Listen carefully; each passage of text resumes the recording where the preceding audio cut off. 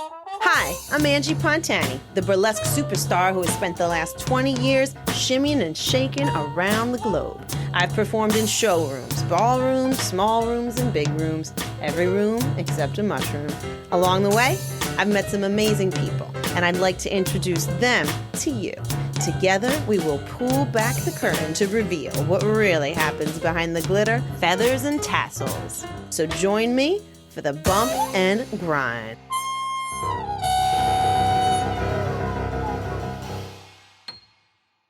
When I first met today's guest in the flesh, I was completely starstruck, like absolutely losing my mind. And that's because long before I knew her or would even imagine that I could meet her, I watched all of her iconic films. I looked at her amazing press pictures. She blew my mind. To me, she presents perfection. She's sexy, like super, super sexy, but she's also silly and she's smart and she has this pure energy. So when I realized we were going to both be at the same Exotic World event, I was so nervous, or should I say excited, to meet her. And she was everything that I could have dreamed that she would be. She was honest and caring and funny and kind and completely wild. And I'm talking about the one and only Kitten Natividad. And I'm so proud to say that after we made our introductions well over 10 years ago, that we're still friends, and I am so blessed for that. She's lived a crazy, wild adventure ride of a life, and she talks about it with this passion, and that passion, I'm sure, is what ensured her this amazing life that opened up so many doors for her beyond burlesque. I cannot even tell you how much I loved having this conversation as we talked and she shared her stories and her wisdom. I couldn't help but be reminded that a life in showbiz, while not always perfect, is a life really well lived. And I am so glad that Kitten Natividad is in my life. And I'm over the moon to share her with you. Go-go goddess, burlesque queen, film star, and the ultimate ultra vixen, Kitten Natividad.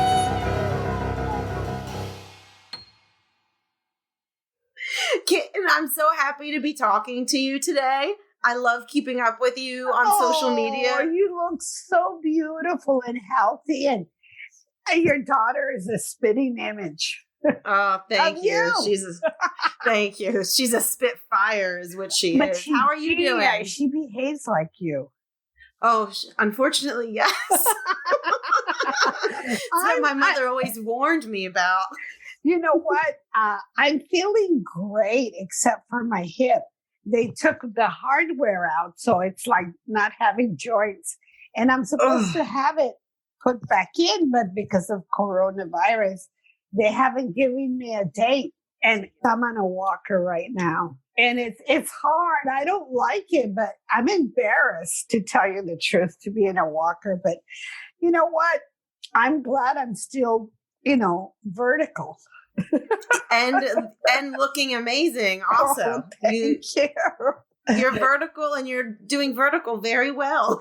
Although when I was younger, I was always horizontal. Kitten, I love you. Oh, Kitten, I remember when I first met you, and it was mambo. Yes, I know all about it. I bet you've done it. I have. I've got proof too. Yeah. She's downstairs. My mom's watching her. Daddy's little squirt, huh? Oh God, Daddy's little maniac. I'll tell you. And she talks like him. Oh, yeah. No, she does. She's got such an attitude. Oh, man. I'm telling you. That's one of my regrets, not having a baby. A little baby. I kept waiting and waiting. And you know what? You never should wait for a child. Just let it happen.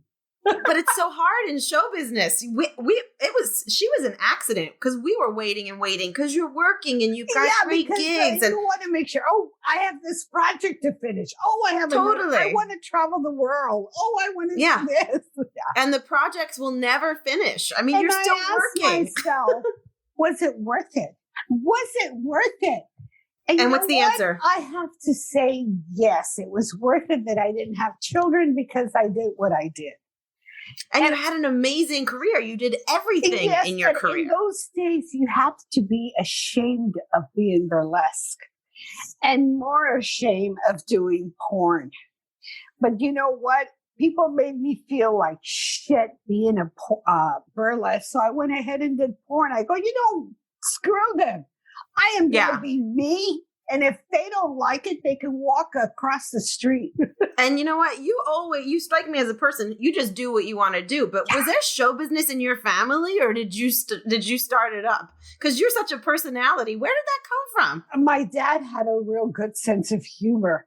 It was dry humor, which is the best, I think. Because you go, what? Oh, completely. You go, that's not even funny. And then later on, you go, that was hysterical. Right? You think about it because it's smart. It gets in your head. It's intelligent humor. It make you think. So it's not the easy joke. My dad, Natividad. And how did you get into dancing and burlesque? How did you get there? Well, I've always danced. And even when let's say the 4th of July and everybody's at the park, I would wear something sexy and just start dancing like congas, and people would throw me money. Oh, and I make my sister pick it up. That's and then smart. We go to another big group, and I dance. I mean, I don't know what the hell I was doing. I think I was crazy. Well, I don't think you were crazy. I had mentally illness. I think you were an entrepreneur. You were making money, and you made your sister go pick it up. I've always loved burlesque. And I knew that I was good at it and I could always come back. But I always thought there's got to be more. So I wanted to do films. And I'm one of the few X-rated that crossed to TV and all that. Everything was going beautiful. And I had a charmed life. And then I met a drug dealer. And I went to hell. Oh, no. Yeah. But when was this? This was later in your career. Because I had no one to really, I didn't have a manager, anybody to really say, girl, you're ruining your life. Oh, no. Get away from those bad, you know what I mean? I didn't have that. I wish I had, but I did. When was this, Kitten? This was after you made the films. This is after you had a successful career. Probably about 35. I always dated older men. I was starting with 19. I dated guys in 60 that were rich. I don't know what made me do that, but I liked it. And they were not bad in bed. It was because they were freaking out that they were in bed with you. I don't think anybody would be bad in bed with you unless they were in total shock. And I love the way they talked about the war. Yeah. They talked about finances, about cooking, about wines, about everything, about how they lost their virginity and mostly whorehouses. And I just found them so interested. And where would you meet them? Would you meet them at the burlesque shows? Would you meet them? I would meet, they were all club owners. Okay. And most of them were mafia. And it was wonderful because one day I went in the shower and I took off all my diamonds and put them, by my bed. That sounds wonderful. And then they were gone when I got out of the shower. No, that's not wonderful. That's terrible. And so I went to work and I was crying, and my boss, Teddy Venus, from the combat zone 2:00, who that at the time I was having an affair with, told me, don't worry, go do a great show. So I did. And when I got back, my jewelry was on his desk. And I said, what happened? Where did you get it? Who stole it? He said, the elevator boy. Did they kill him? But don't worry. And they said, you'll never see him again. Oh, no. I don't know. I hope not. I hope they just yelled at him and fired him. But I mean, they were very protective of you. Yeah, absolutely. I mean? And I wasn't afraid of those kind of men. No, well, you dated a lot of them. Yeah, all of us did. It's fun and exciting. After I left, the next star was Tiffany. Tiffany Carter. And then she started dating, and I think she got robbed too, but they got her jewelry back. Sounds like it might be a setup. They never learn, do they? So you were on this circuit. You were on the burlesque circuit, and this is like the 60s, right? Yeah. So Tiffany Carter. Late 60s.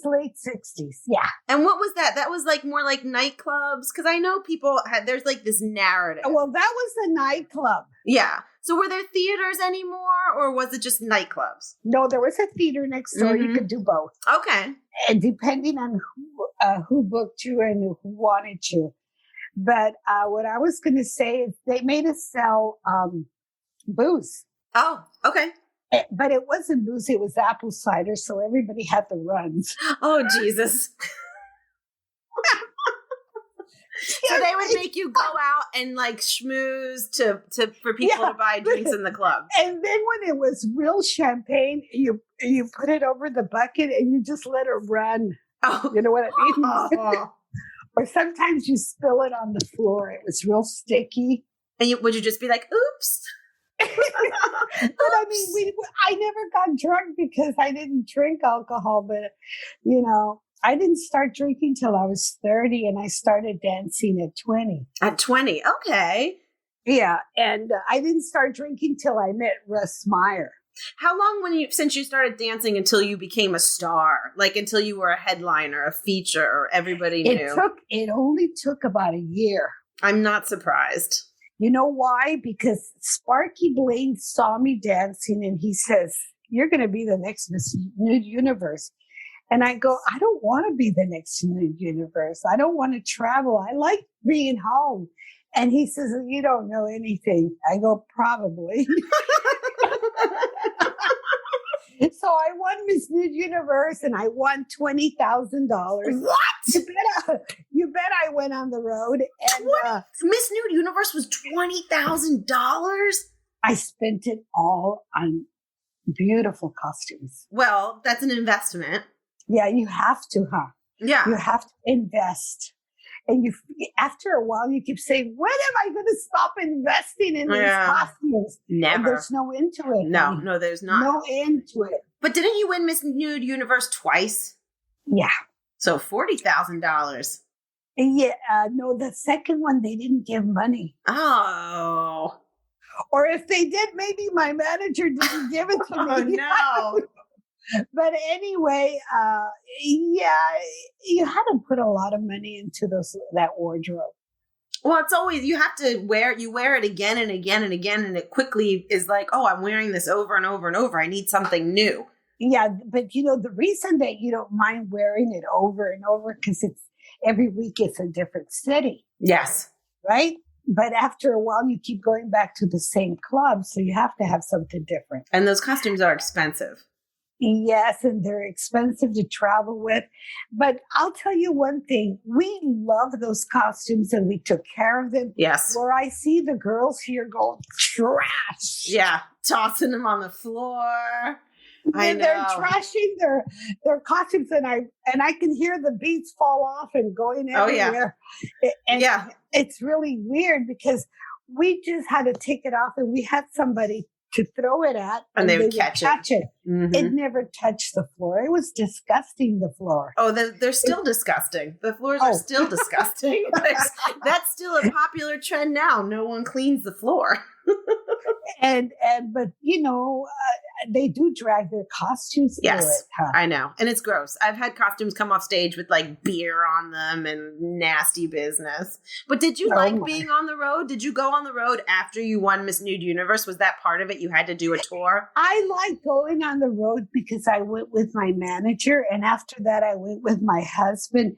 But when you go alone, people take advantage of you and you do feel lonely. Oh, sure. Very lonely.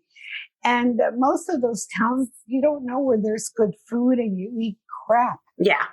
And I didn't like it. I missed traveling with people. So I liked it when I would travel with some of my girlfriends. No, that's the best way to do it. And then you feel safer going out and exploring and finding the good stuff. And that's how I got into a lot of trouble, Good trouble or bad trouble? Well, you wake up and you go, who is this guy? That's mixed trouble. Could have been good. Could have been bad. It's horrible because he would be real fat and bald. Oh, no. Not only that, short too. Stop it. Stop it. Kane, I love you. You're so funny. You're an adventurer. So no, I said, I'm going to get me a guy in trouble with. I'm not traveling alone. I didn't trust myself. So you did. Then you started traveling with your manager. Yeah. And then how did you start doing film? Because you were dancing in the clubs first. You became very well known in burlesque. And like this circuit that you were in, was it? Okay. I worked in Hollywood at the Body Shop. Okay. And a lot of producers, directors would come there. And is that how you met Russ? No. Yes, as a matter of fact, I was dancing with one of his stars at the Classic Cat.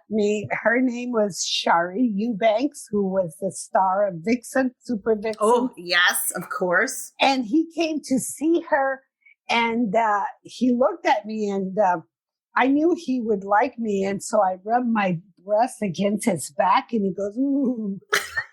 I'm going to marry you.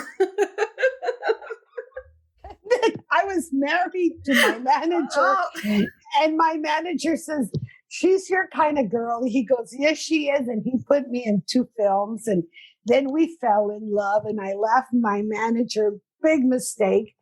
I mean, I've done a lot of big mistakes, but you know what? They were only mistakes for one step up. Right.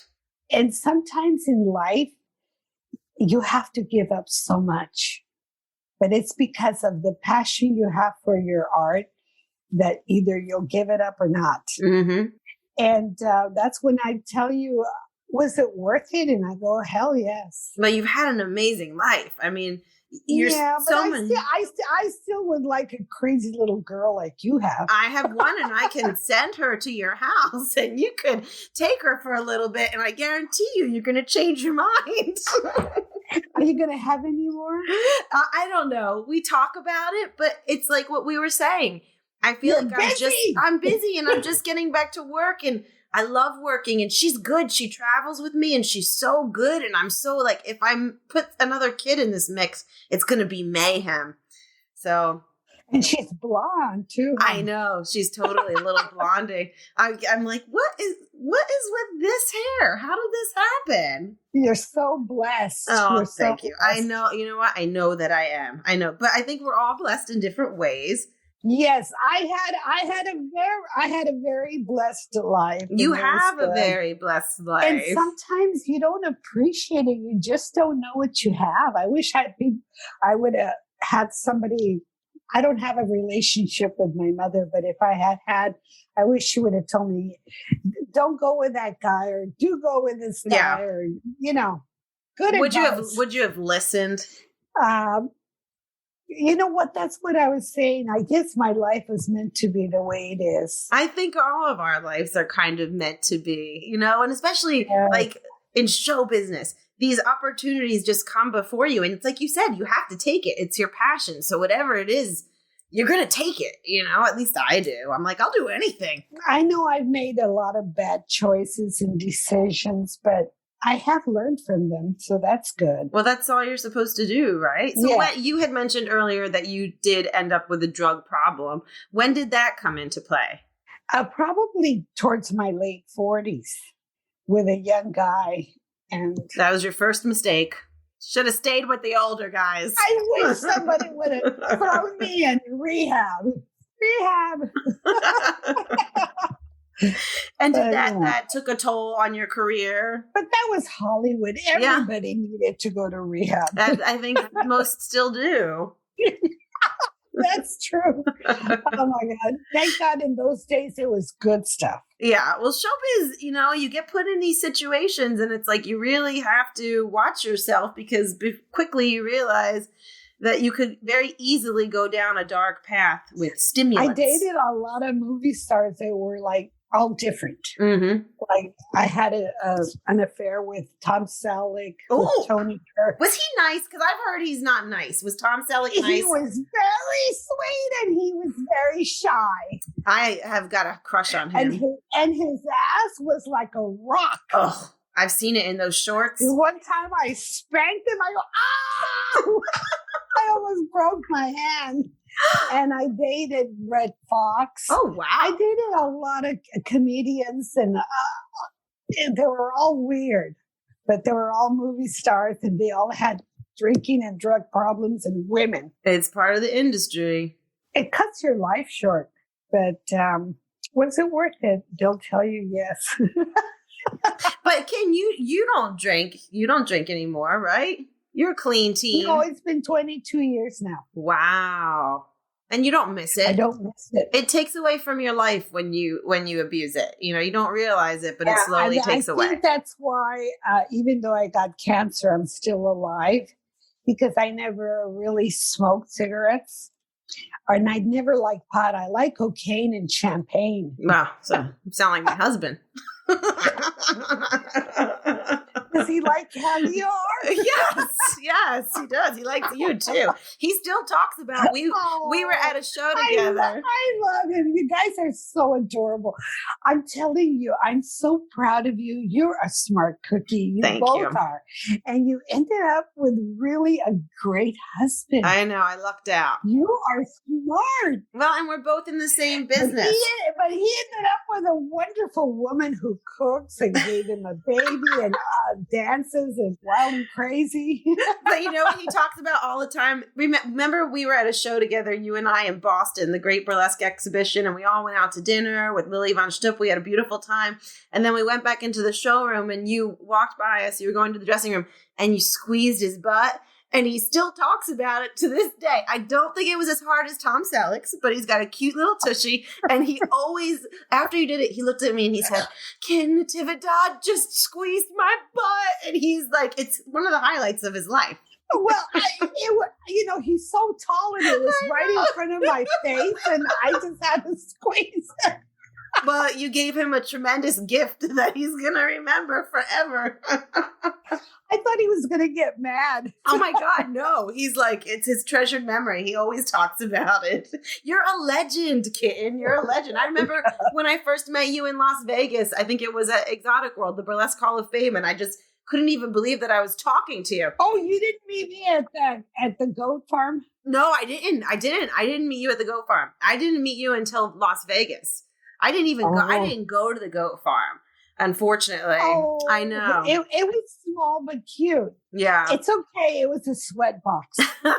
I've heard stories from all the girls that were going, but at that time I was touring a lot.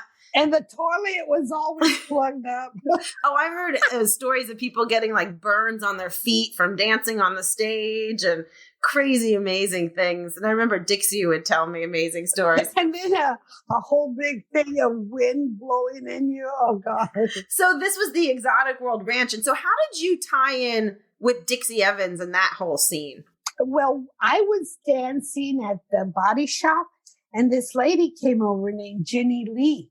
And she gave me a card. She says, I want you to be a special member of a club I have for burlesque that helps all the legends. Even then, she called them legends. Wow. Because she wants to make money for the girls that stop dancing and don't have any way of supporting themselves. Amazing. And a lot of the strippers in those days didn't even have families, like mother and fathers and siblings. They were like lonely heartaches or whatever. And I said, oh, okay. And she invited me to her Vegas thing. And it was small. And it was kind of like those hard strippers that smoke and whiskey. And we gathered together and they played cards. And I felt like I didn't belong there, but then I still liked their stories. For sure. I you know what I mean? I had to respect it. And then I go, wow, this is great. And they were talking about Blaze, how this and that, and how, oh yeah, you beat the shit out of that other stripper. These were the ladies from the 40s and the 50s, right? So they were the original gangsters of burlesque, really. Yeah, they're all gone now. Yeah. They're all gone. But they were tough cookies. Oh, they had to be, right? I mean, you really would. And then they said, remember that guy that came in the dressing room and then you just whacked him one across the jaw and he was out? Can you imagine? She knocked him out with her fist. Good. Was it Jenny Lee who knocked him out? Because I wouldn't mess with her. No, it was another one that looked like that. But it was small, and that's all we did with the play cards and talk stories. That's amazing. And then when Dixie came, she's the one that was a little organizer that Dixie decided to have all the girls perform, the old legends too, and everybody. So you were involved then with Exotic World before even the pageant came about. Yes, before the pageant came about. It was boring without the pageant. Right. Well, yeah. It sounds like it was entertaining. No, yes. It was entertaining, but more like, yay! It was more like stripping. So it was a good idea. Oh my God, Dixie Evans, she was so smart and she was so enthusiastic about everything. I think she really is the kickoff of why neo burlesque really came to be. But so it sounds like they, like the girls from the 40s, and because when you read the history books about burlesque, everybody makes it sound like it died in the 60s and 70s and there was nothing going on. But that's obviously not true, because there was Tiffany, Shenandoah, Satan's Angel. I mean, the list goes on and on and on. So they welcomed you with open arms. They weren't like, oh, you're not from the original time. No, they didn't never say that. They never said that because they could tell that we were still doing theaters. The only thing about theaters was that at the first 2 rows, everybody was whacking themselves. Truth be told. And I go, okay. Did you just look to the back row of the audience? Or did you look at them? Did you look beyond them? Left, right, down? See what they were working with? Yeah. Oh, God. But I mean, what else could they do, Have a snack. I guess guys just like to play with their tool. Huh? Well, I think that's a timeless fact that will never stop. And I think that you're very inspiring for tool playing. Oh, my goodness. Oh, Kitten, you make me laugh so hard. But you know what? So anyway, what I wanted to say is that just because you're in burlesque doesn't mean that you can't get out of the box and do something different. But so many people don't. You did. But you know what? But you can always go back to burlesque. I always did. When you started working in film, did you like it better? I liked it, but I was so, you know what? When you work in burlesque for so long with live audience, it's different. You love it. It's the rush. It's wonderful. And then with a camera, you just have a camera. You don't have an audience. You don't have applause. And so it's different. Yeah, you don't have the energy. I had to get used to, and you can't look at the camera. You can't perform to the camera. So it's a very different thing. I had to learn. And the directors, don't look at the camera. It's so hard not to look at the camera. I always look at it and smile. And they're like, no. And I'm like, I can't stop. I have to look at it. I feel like otherwise. Because you're burlesque, you're used to looking at people. Yes. And getting the applause. And when they go cut, and I go, well, where's my applause?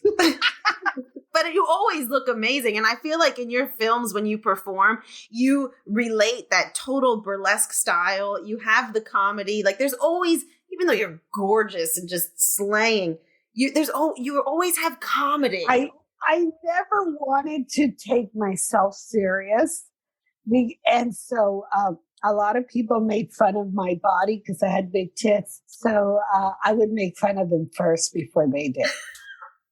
You know what I mean? Yeah, but I think they were just jealous. I think that would be a very basic, just jealous of your body because your body's insane. Even some guys were jealous of them. Oh, completely. Because they knew they couldn't have me, I guess. No. But anyway, it goes very fast, so you have to enjoy it. So I understand about you putting off more children because you got to do all this while you're young and gorgeous. Oh, and you get your momentum in showbiz, right? I mean, like if you went from the clubs to the films. And if you stop, it's hard to get it back. And because the wheel of showbiz just keeps turning, and it's hard to step away from it. And then even feeling like it when I came back in to perform, I had a hard time. I was like, I can't do this anymore. I feel different. But did you feel that way when you started to perform again? Like when you came back? Yes. It's a very hard much thing. so. So you came back because they invited you to the Burlesque Hall of Fame, or had you started again? It depended. I was traveling. If I didn't have anywhere to go or any money to make, I would go to Burlesque Hall of Fame. Mm-hmm. But if I had a job, I would take the job because you got to keep the momentum. Yes. No, you can't let it rest for a second. And that's a challenging thing. But I want to go back to working with Russ for a while because these movies are like so iconic and insane. And I feel like probably through these films, you've developed a crazy cult audience because burlesque is amazing. But when you're on stage, you reach the people in the audience. When you get into film, you reach huge, like global giant. So I'll tell you what made me a bigger star than anything. And Howie Pyro. Howie Pyro told me this, and he has lots of my magazines. He says, what really made you kitten wasn't Russ or burlesque. It was porn. Really? Yeah, and I used to get like letters from Burt Lancaster telling me he loved my tits and all that when I did my porn. So how did you get into porn? When did you get into porn? They came to me. Of course they did. They would ask me, and my husband wouldn't allow it. So I would do little cameos or girl on girl. Mm-hmm. And then later on, when I got divorced, I did it. Whatever. I did the fucking suck. Well, listen, you got to do what you got to do. And how was that doing that on film? And it was a lot of hard work. Yeah, I can imagine. And you had to hold your neck like this so they could see your face, but it wasn't comfortable. It wasn't exciting. To make that look really good on film, I think would be very challenging. It wasn't exciting. It was not exciting. It wasn't a turn on. It was a turn off. Oh, I'm sure. But when you saw it on film, it looked hot. Well, that's good. That's the good thing about film. It's like when the finished product comes out, it looks amazing, even though when you're doing it. And then, I'm doing a blowjob and I'm sucking my stomach in and all that. Oh my God, kid. So. Yeah, well, we have to be perfect. Yes, I know. It's a lot of pressure. Do you regret it? Could you care less? Do you think it was worth it? I wish no, you know what? Now that I went ahead and did it, I should have done it when I was younger. Mm-hmm. But you know what? Things are what they are. Yes. And I think those were the days I was drinking and doing drugs when I was doing porn. I wish I had been sober, but life, it's not, that's only in a perfect world, right? No, completely. And we learn from our experiences and move on. And when you stopped doing porn, when you stopped doing drugs, got clean, stopped doing porn, did you retire for a while?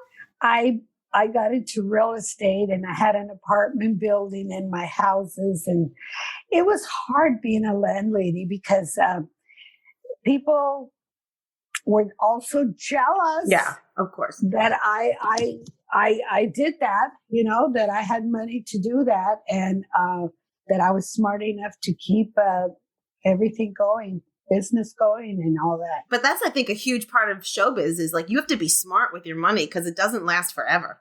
But I sold my building because it was rent control. And now I just have two houses, one I rent and one I live in. But no, I just because you're in burlesque doesn't mean you're stupid. No, definitely not. Listen, I think you have to be pretty smart to be a successful burlesque performer because like you said, so much you have to do.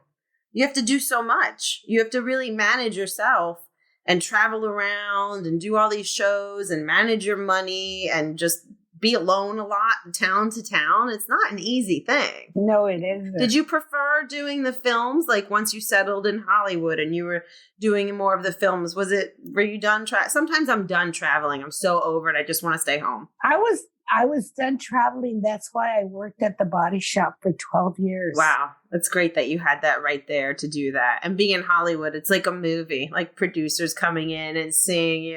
Yeah, and everybody knew me, and I was part of Sunset Strip. That's amazing. Yeah. And when you were doing the films with Russ, like, you know, his films, it's like sexploitation, if you were to give it a film title. But when you look at it, it's like the guys are all just chumps, right? The guys are the doofuses. The girls are the ones that's smart. Well, Russ was 18 years old when he lost his virginity. Wow. He lost his virginity in a French whorehouse. And when he entered that whorehouse, he saw nothing but beautiful, glamorous girls with big breasts, big eyelashes, red lipstick, big hair. And he goes, wow, these are real women. These are women, you know. And so he put all his women to look like whores in his films. That's amazing. And that's how he got his image. And he made them smart and strong, and they like kicked the guys' asses, and they won. And heroes. And he made the women make the men look stupid. Revolutionary. Yeah, because that's the way the French whores were. I love it. So it never made you feel, being in the films, like certain people would look at them, I'm sure, and be like, this is exploitative. Did you ever feel that way at all? You were totally fine with it. I mean, I love them, but I wasn't in them. No, I never felt that way because I was always in charge. Like when you're performing, you're in charge of your audience. You know what I mean? You got them here, the palm of your hand. And so, no, I never felt exploited. I felt like I was in control of them. And so many images from his films are like images that you relate to female empowerment. You know, it's just so amazing. So that's where he got his women. And I said, from a French whorehouse at 18. Yeah. And I said, how did you have money? And he says, Hemingway, the writer Hemingway. Yeah. He paid for everybody to lose their virginity. What? How did he fall into that amazing situation? Well, it was World War II, and the landing of Normandy was coming, and Hemingway wanted to be there because he wanted to write about it.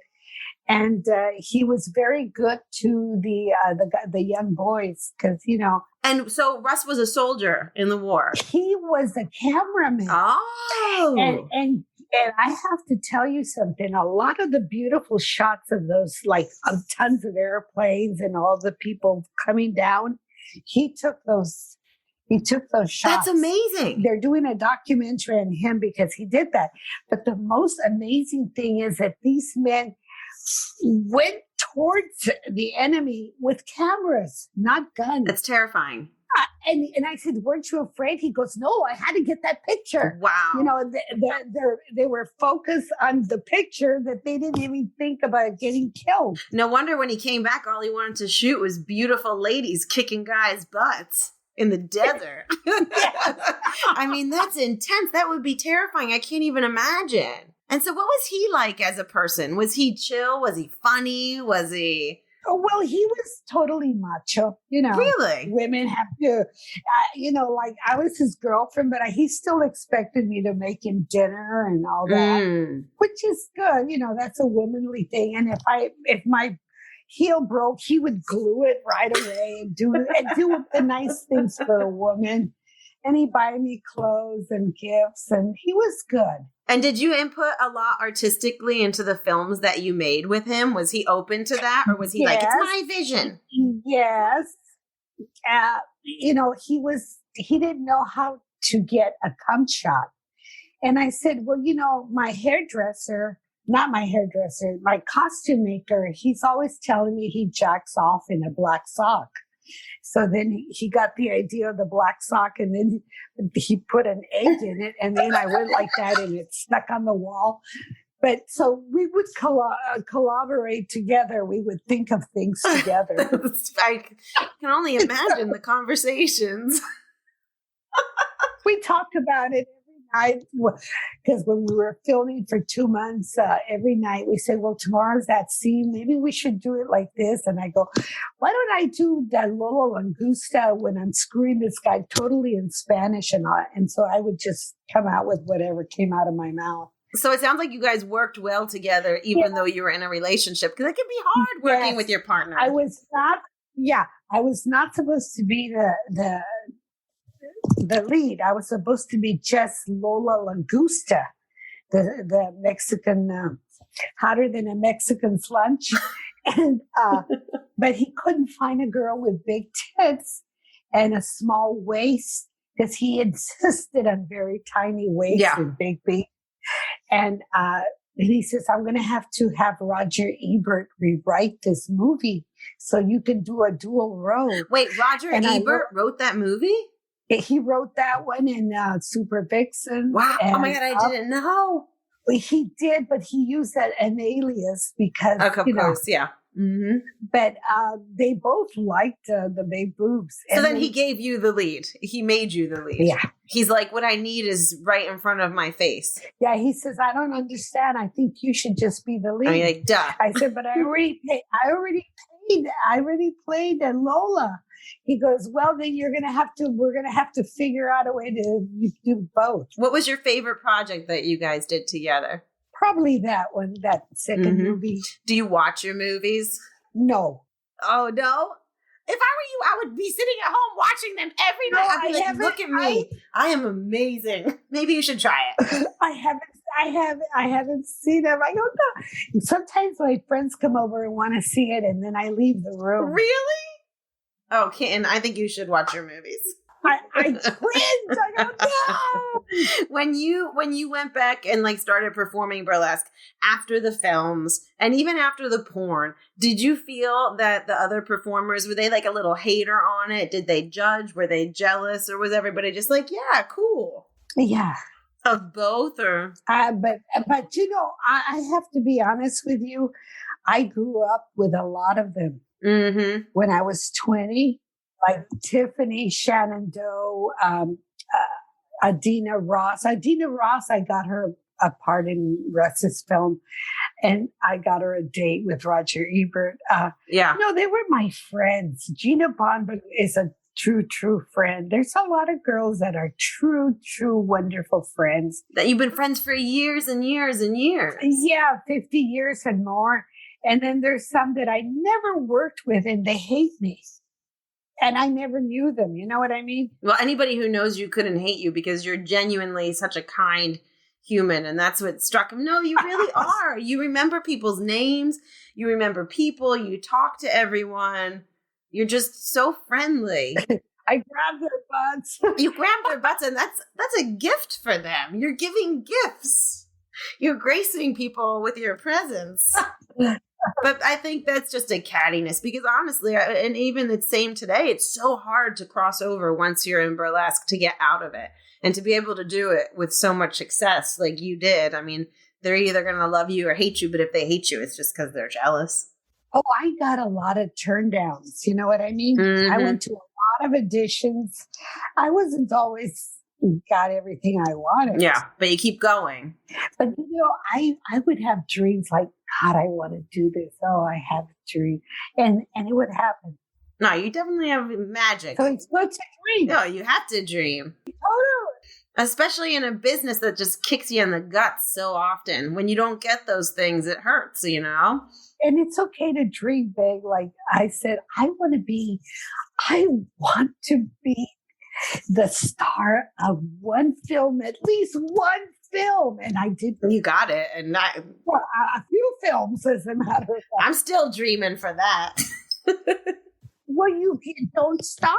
I'm not stopping. It will happen. I don't stop. I do every single thing that comes down the pike. And I think that's how you have a good career. But I think every dream you've had has come true, right? It has. I've been very blessed. I love. Because you dream. I do dream. And even, doing this podcast and getting to sit down and talk with my friends that I've had over the years and you, I'm like, I am one lucky bitch right now. I really am. Yes, you are. Woo! We both are. And not only that, you're a great cook.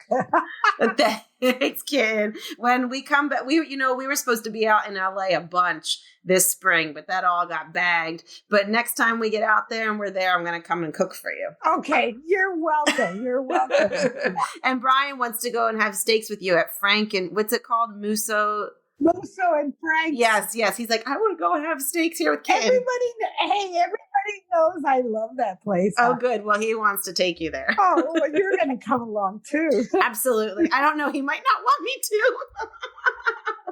You're so funny. Oh, so when you got back into Neo, when the resurgence came around in like the late 90s, the early 2000s, and Burlesque Hall of Fame is huge now, and the pageant is huge, and you get invited, they want to honor you, they want you to come and perform, and you were around before that even. You never left, you're always there. What did you think when you saw Neo Burlesque, this new revival of it? What did you think of it? Well, I'm not surprised because I've always thought burlesque was it. Yeah. It was always, wee! So I'm glad that it's getting what it deserves. And it really pulled back all the gals. It's like a reunion for you, really, right? Yeah, and I hope it even becomes bigger, but who knows? Yeah, it's certainly growing. We don't know. Well, we don't know if we'll ever have what we used to have. You know what I mean? With this coronavirus. I know. And you know what I hope and think? I kind of think of it as like the Depression, that when this is over and we can all go out and perform again, it's people are going to want to come and see these shows and celebrate and have a good time and be wild and crazy more than anything else. So I kind of feel like once this is done, we're primed to launch. What's old is new, and so on. You know what I mean? Oh no, completely. And I feel like that's what the joy in is burlesque is. It's classic. It's not reinventing the wheel, but everybody loves it constantly. Well, what about you with your burlesque in New York burlesque? It's doing big, huh? Well, the Burlesque Festival, yeah, we have our 18th year this year. But we don't know what we're going to do. In 18 years, you've been doing it? We've been doing it for 18 years. You yourself? I do it with my partner, Jen Gapay. And you met her when we brought you out to do the Mother's Day brunch. Remember with Shannon, we did this big Mother's Day show. We brought out you and Shenandoah. Jen and I do a lot of shows together. So we've been doing it together for 18 years. This is our 18th year. Wonderful. Congratulations. Thank you. And it has. I mean, just like the popularity of Neo Burlesque, when we started, we had, 2 nights with maybe 300 people. Now we have about 4,000 people over 4 nights. Wow.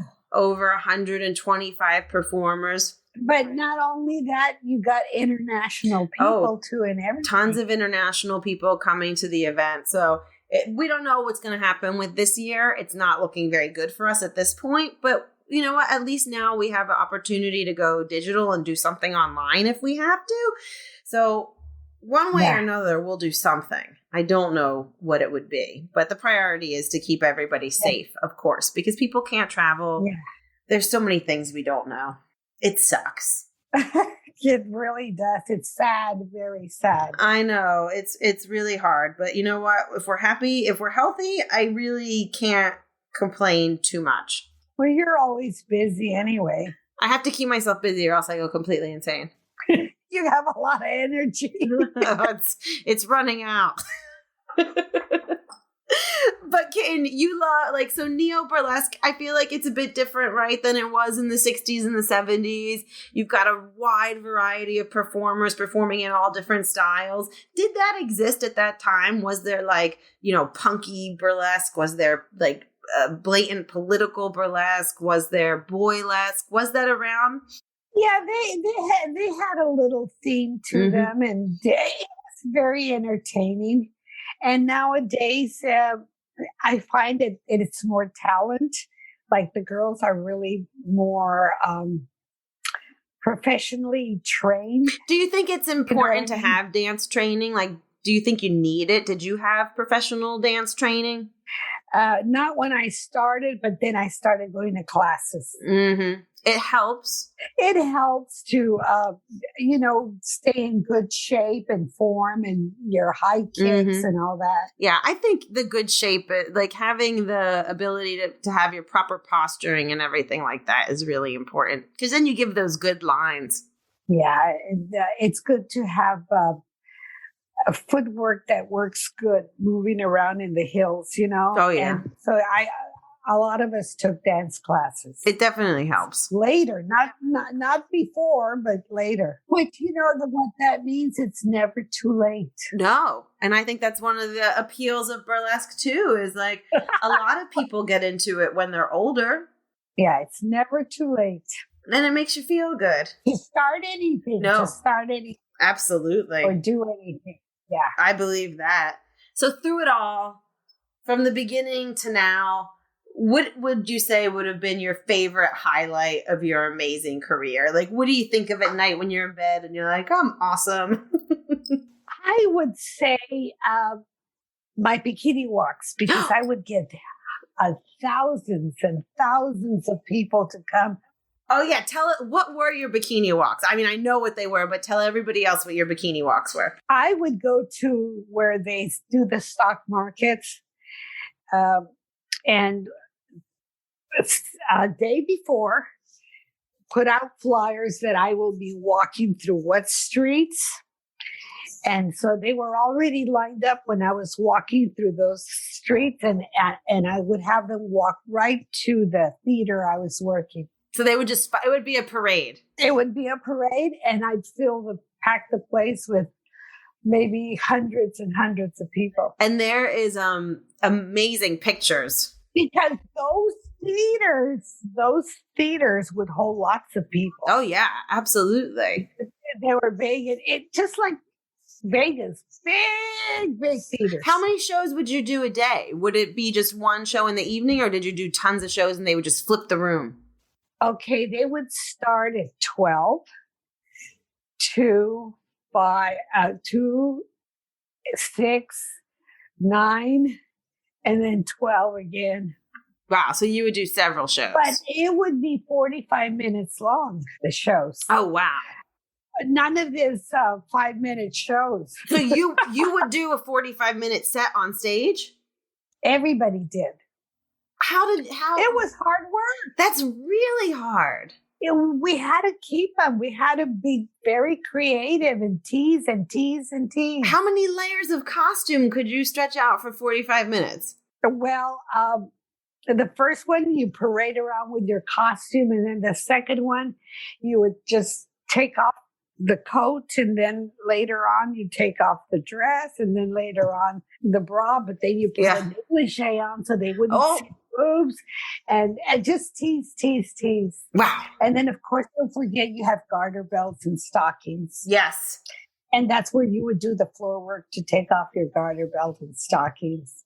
I can't imagine stretching a routine to 45 minutes. We're so spoiled today with our 5 minutes. I know. You guys don't know how hard it is. But I know, definitely not. I mean, I had to do 15 minutes for a private party once, and I was just like, oh my God, they're so bored of me. I don't know what to do. No, you mustn't think that way. No, you can't. You can't let the voice get inside your head. As long as you're enjoying yourself, time flies. And they enjoy it. Don't you think so? And it flies for them too. But that's kind of the trick, right? If they're having a good time, if you're having a good time, they're having a good time. And even sometimes they would go more. They didn't want you to stop. Wow. After 45 minutes, I wanted to. I was wringing wet and everything. You know what I mean? Oh, yeah. No, I have to go take a nap after 45 minutes. Well, but everybody should look up pictures of Kitten doing the bikini walks because they're completely amazing. And it's just, you're like surrounded by all these business guys as you strut through in your bikini on the way. But that was genius marketing. Was that your idea? No, it was my manager's. Oh, it's very brilliant. But then when I would arrive in town, I would have nude press conferences and I would have all the press there because they wanted to see a naked body. Yeah, especially yours. And so, yeah, it was fun. So, Ken, It was fun. what have you, like, to document your life? I know you were in this film, The League of Exotic Dancers, right? That was 2015. Oh, yes, from Canada, the Canadian. It's a Canadian film, right? Was it Rama Rao, I think? Yes, very nice group of ladies. They were all women. I have not seen the film, but I've watched some of the trailers, and they're absolutely amazing. And so it chronicles you, Gina Bonbon, right? Is Judith Steins in it? Yeah. A lot of the legends from your era, they highlight and feature your stories of getting back on stage. What was that, making that film like? Very, very exciting. And like this, I always say I hate interviews, but then I'm doing them and I enjoy them. Like right now with you, I'm enjoying it. It's kind of fun. It brings back how, hey, you know, I did have a very charmed life. Sometimes you have to be reminded, I think, you know. And I feel like, yeah, I did leave a little mark in this world. You know what I'm saying? Even though I didn't have children, I left a mark. You have inspired millions of people. I hope that I keep inspiring them to get out of their box, because you'll never know that you have other talents unless you get out of that one little box. No, and you have a beautiful spontaneity. That you're an adventurer. You have squeezed every ounce. You know, you're squeezing life. You're getting everything out of it. But most of all, you have to believe in yourself. Yes. You know, like everybody would tell me, even my manager said, you're never going to make it with that last name. You got to get rid of Natividad. I said, no. It's very original. It's very true. It's my given name. And well, they're not going to know how to spell it. Well, that's not my fault. And they won't know how to pronounce it. Well, that's even better. Mm-hmm. And rednecks won't like it. And I go, oh, rednecks? You're talking about, they won't stop jerking off to it. They don't need to know how to pronounce it. You know what I mean? You got to believe in yourself and don't let anybody try to change you. Did you ever get like, because I mean, like we were just talking about this a second ago, but sometimes, you know, when, like, especially when I came back from after having my daughter and started to perform, I would doubt myself. And the power of self-doubt is terrible. Yes. And it really gets, it's a devil. But it could ruin your show. Absolutely. All of a sudden, for one split second, you're doubtful or you don't believe in yourself, and the audience will know. Well, and then I feel like everything starts to go wrong. For myself, when I would have had my bra won't come off, or I forget my choreography, or I miss my cue, and it's just this giant waterfall of disaster that all started because I stopped believing in myself for 1 second. Exactly. You have to keep believing in yourself. I'm great. I'm good, and I'm going to do a great show, and they're going to love me. Yes! So you've experienced it too. Oh God, yes. So that makes me feel good because. But guess what? I caught myself on stage, and I snap out of it. You remember Cher? Snap out of it. Yes. Moonstruck. Right? No. But I think it happens to everybody, no matter what your level. And the true champions they snap out of it. I mean, the mind is a powerful thing. It's the most powerful. And it can really get you. You know, you may have a great body and look good, but if it's not connected, it's up here. Yeah, if you're not believing in yourself, everything else goes. No. So, would you change anything? Looking back, would you do anything differently? I want to. I wish I could. I hadn't have been a drunk. I wish I hadn't have been a drug addict. But don't you think, like you, all right, so you. I wish I hadn't dated some ugly trolls. Well, we've all done that. We've all dated ugly trolls. But listen, maybe you regret it, but they're still dreaming about it. They're like, I dated Kitten Natividad. So just a gift. Yeah, so, you know, I just let it be, right? But Kitten, you had this amazing career. You've done so many wonderful things. Like you have to love that. But also you had cancer. You survived cancer. You overcame drug addiction. You came out of relationships with trolls. Don't you think that those experiences have also helped to fuel you to do all the amazing things you've done, like surviving cancer. That must have been so scary. Yeah. And then you're like, forget right. everything. You're right. I'm doing it all. I guess I am. But you know what? It's a wonderful lesson, and I don't want to do it again, though. Yeah. Well, it's exhausting. I want to do better things. Anyway. And what's in store for you?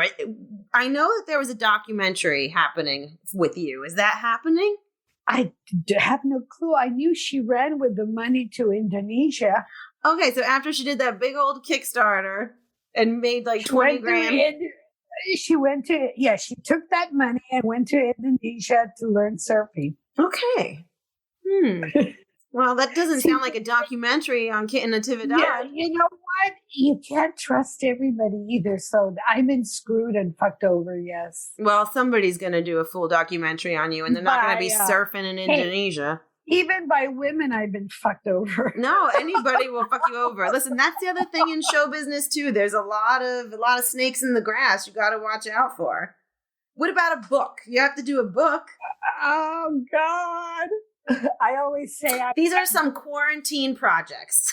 I always say I'm going to do it, and then nothing happens. I start, but you must have so much amazing memorabilia, like from all your films and from your appearances, and right? You got to have a room in your house full of amazing stuff. I do. I have an office full of all that, but I just haven't. I don't know. Every day I have stuff to do. I know it's a big project. I think I will, but yeah, it's got to happen. I think it's going to happen when you just do it, right? Yes. No, it will. It will happen. It will definitely. Do you still have all your old costumes? Did you keep all your old costumes? No, I gave some away, sold some, and I'm always selling my. Not a lot of money, but I am always giving them away. And passing them on. I keep a couple little things here and there, but I've been, I need room, and those things are big and they take up a lot of room.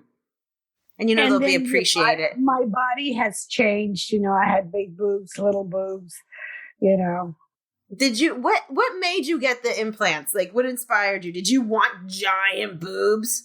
No, I didn't. But I noticed in the days when I was starting out, we would have injections. Ooh. Silicone injections, and they were like $50 a visit. Wow. And then and I just wanted them real perky, and then all of a sudden they were getting bigger and bigger, and I was getting more and more tips. Showbiz. Yeah. So I did it, but I think small breasts are going to come back. I hope so. Yeah. I started with small breasts, and I did well. I won Miss Nude Universe with small breasts. Really? Uh-huh. Yeah. But your whole situation is amazing, no matter what your breast size. So, but sometimes I think it's not so much the breast; it's the personality.